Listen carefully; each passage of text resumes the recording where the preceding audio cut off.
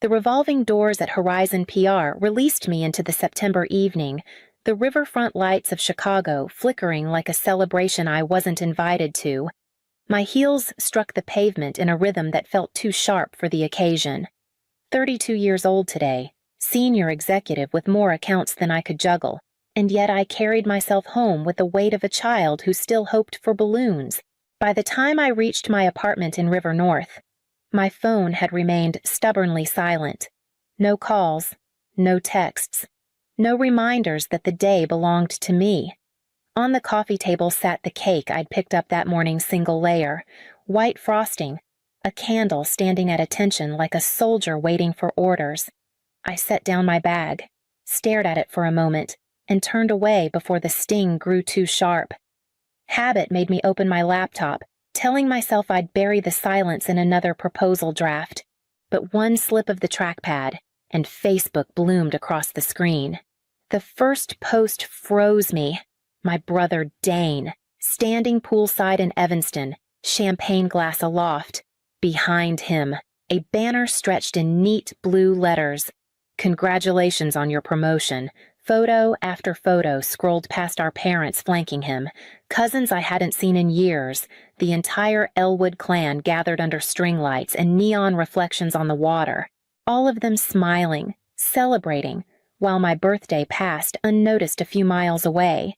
The unlit candle in my living room became heavier than any weight I'd carried from the office. I closed the laptop slowly, as though shutting a door on something too familiar, and leaned back against the cushions, knowing this erasure had not started tonight but years ago. The images from Dane's pool party stayed with me long after I shut the laptop. They weren't just tonight's betrayal. They were part of a thread woven through every stage of my life, tight enough to choke. At 11, I had worn my best dress to the family diner near the high school, waiting at a booth with a cupcake balanced on a chipped plate. My parents had promised they'd return in time from Dane's swim meet across town. I counted the minutes, candle burning low, until a waitress took pity and sang a soft, embarrassed version of Happy Birthday while other customers looked on. My family never came. When they arrived home that night, the trophy gleamed in Dane's hand, and my cupcake sat untouched in the fridge. 6 years later, on my 17th birthday, I packed an overnight bag for Grandma's house. My parents had arranged a weekend trip to Dartmouth, Dane's dream school. "It's his future, Maris," my father said, his tone final. Grandma baked me a pie and did her best to make the day feel special, but I felt the truth in every slice that I was an afterthought. Even college graduation offered no reprieve. Madison's spring air was bright, and I walked across the stage summa cum laude, certain for one fleeting moment that I might finally shine.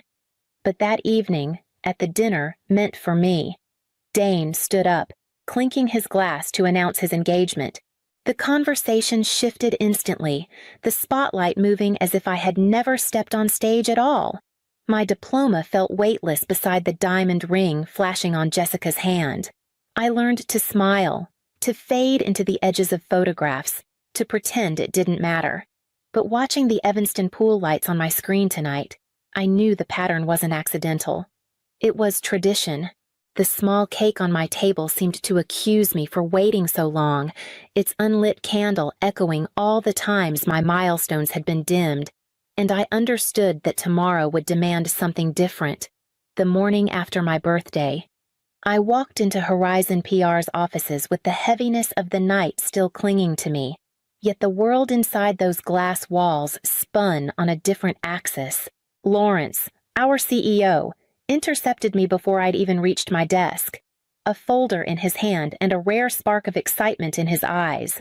"Maris, the quarterly numbers just came in," he said, pressing the papers toward me. 41% revenue growth on the Hanover campaign. The board is beyond pleased. I scanned the figures, my pulse quickening with each line. It was the kind of result most executives dreamed of, the sort of proof that silenced doubters. Lawrence's smile softened as he added, "You've earned this," and slipped an envelope onto my desk. Inside was the formal letter and confirmation an $82,000 performance bonus. For a moment, I couldn't move. My entire career had been spent clawing for acknowledgement, not just at home, but everywhere. Now here it was in black and white evidence that my work mattered, that my presence created measurable impact.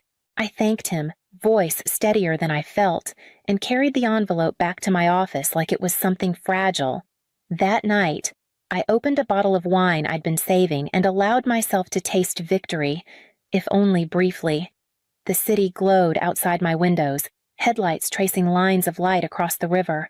My phone buzzed, and for one foolish heartbeat, I thought it might be someone finally remembering yesterday.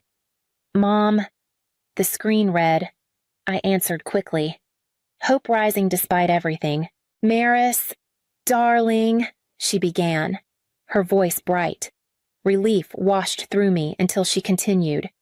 "We're planning something for Dane and Jessica's anniversary next month, and I was hoping you could help with the catering and decorations. You're so good at those things." I gripped the stem of my glass, the words pressing into me with their casual cruelty. Not a mention of my birthday, not a question about my day, only another request to make Dane shine brighter.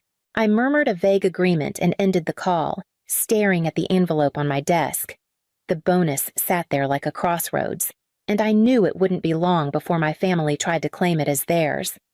2 days after that call, an unexpected notification appeared on my phone. A message thread blinked across the screen. The title, Elwood Family. I frowned. I'd never been invited into one of their group chats before. For a moment, I thought maybe finally they wanted to include me. Then the messages unfolded. Charles Maris should contribute at least $20,000 for Dane's anniversary. Venue and catering aren't cheap. Elaine. She just got that bonus time she supports family for once. I stared, pulse thrumming in my ears. 20,000, a quarter of what I had worked years to earn. I scrolled further. Jokes about how generous Dane had always been, how the legacy needed to be honored. And then, the final insult my name typed as Maris. 2 S's, not even corrected. It shouldn't have cut so deep, but it did.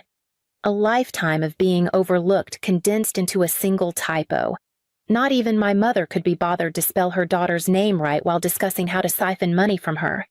My hands shook as I locked the phone, setting it face down on my desk.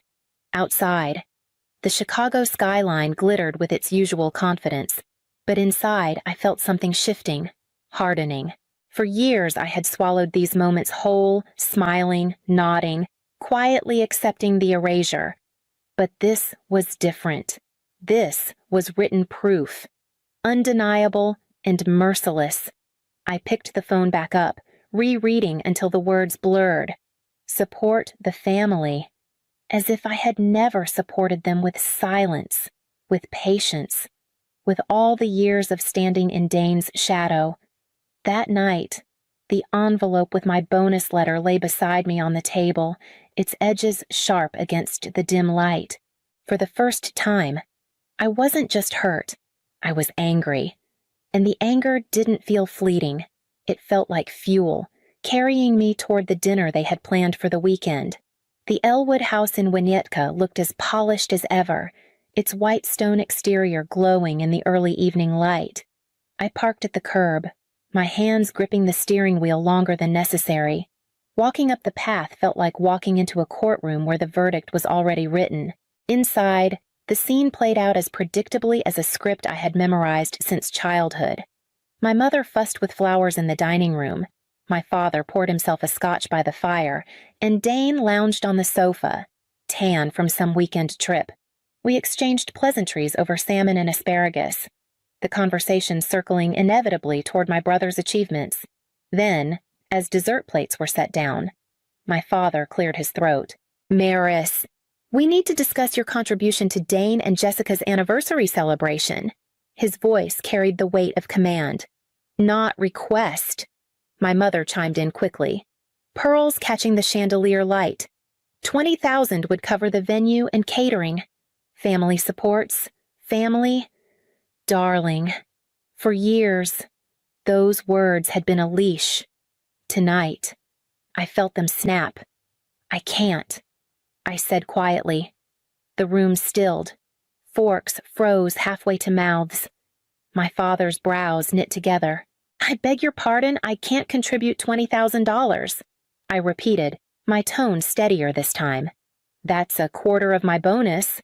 I have other plans for it. A silence spread across the table, thick and unyielding. My mother blinked, her smile faltering. After everything we've done for you, what exactly have you done for me? The words slipped out before I could catch them. They hung in the air, sharp as broken glass.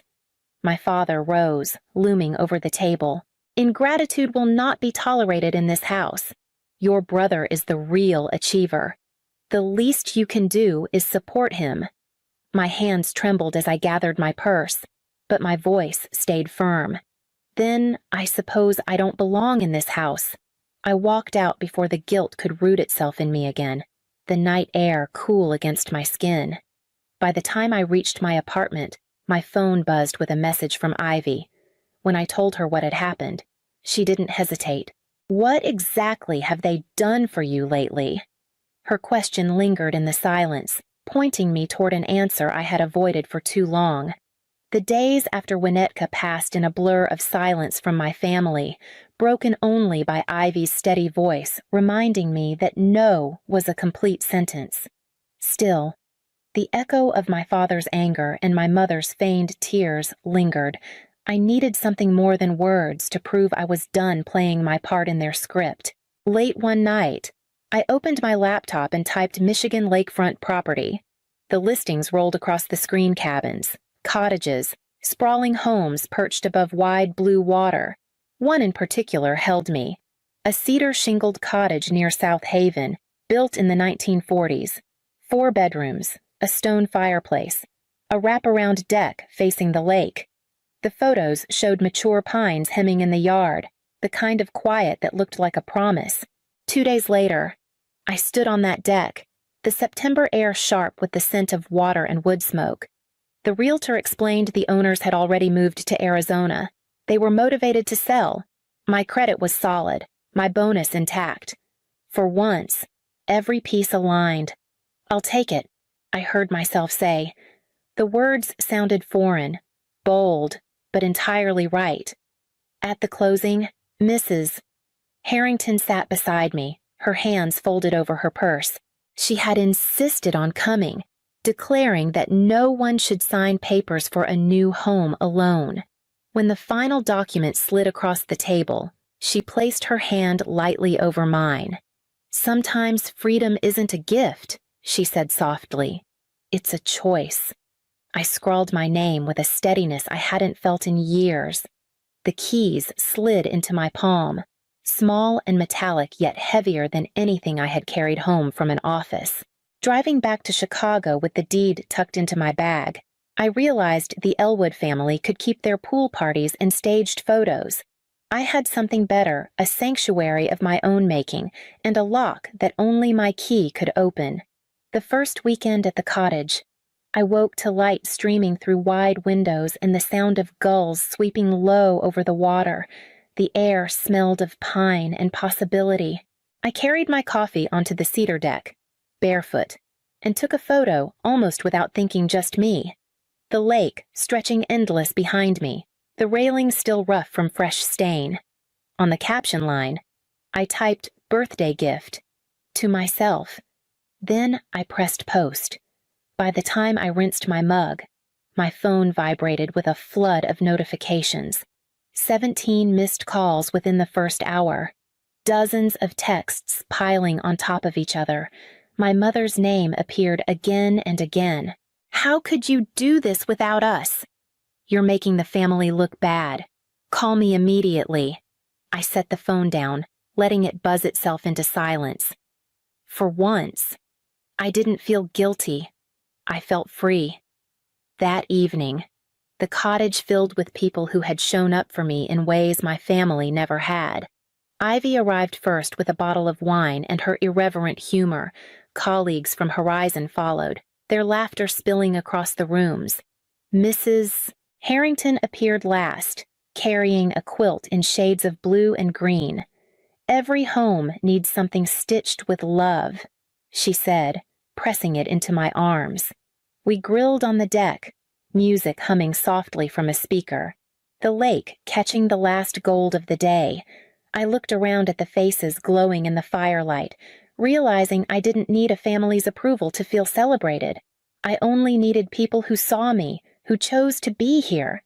While my phone lit up inside with more accusations, I poured another glass of wine and raised it with my friends, knowing the real reckoning with my parents was still to come. The invitation to dinner came as a command, not a request. Sunday, 7 sharp. "We need to talk," my father's voice had said over the phone. Clipped and final. I drove to Winnetka with 3 photo albums stacked on the passenger seat and a folder of receipts tucked beneath them. My hands gripped the steering wheel so tightly the leather groaned. Inside, the mansion looked the same as always, grand, immaculate, a museum of appearances. My mother greeted me with tissues already in her hand, eyes rimmed with carefully smudged eyeliner. My father stood rigid by the fireplace, glass of scotch in hand. Dane shifted uneasily on the sofa, his wife's smile brittle beside him. We sat at the dining table, the good china gleaming under candlelight. My father wasted no time. "Your behavior has been reckless. Buying property without consulting us, broadcasting it online. This reflects poorly on the family." I slid the first album onto the table. "Let's talk about family." The pages opened to Dane's birthday's pool parties crowded with friends. A car wrapped in a bow at 18, parents beaming in every frame. My father's jaw tightened, but he said nothing. I placed the second album beside it. Sparse pages, store-bought cupcakes, a photo of me at 11 with Grandma, the only candle already half melted. "This is mine," I said. My mother's hand trembled as she turned the empty pages. The third item was a spreadsheet, highlighted and color-coded. Tuition paid in full for Dane, partial scholarships for me, vacations abroad for him, summer camps for me, thousands against hundreds. The numbers told their own story. Finally. I unfolded a diary page in faded pencil. Maybe next year they'll remember my birthday without Grandma calling. The silence that followed was heavier than the air itself. My mother began to cry, this time without calculation. My father's face flushed dark, his voice strangled. Dane's eyes stayed fixed on a photo of himself at 8. My younger face blurred in the background, smiling too tightly. I gathered my bag but left the albums and papers in the center of the table. "Consider them a gift," I said, and walked out into the night, the weight I carried shifting into something sharper resolve for whatever came next.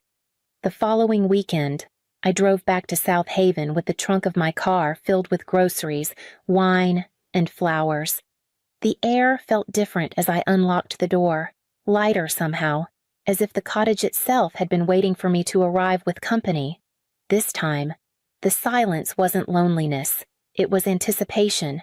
By late afternoon, the rooms began to fill.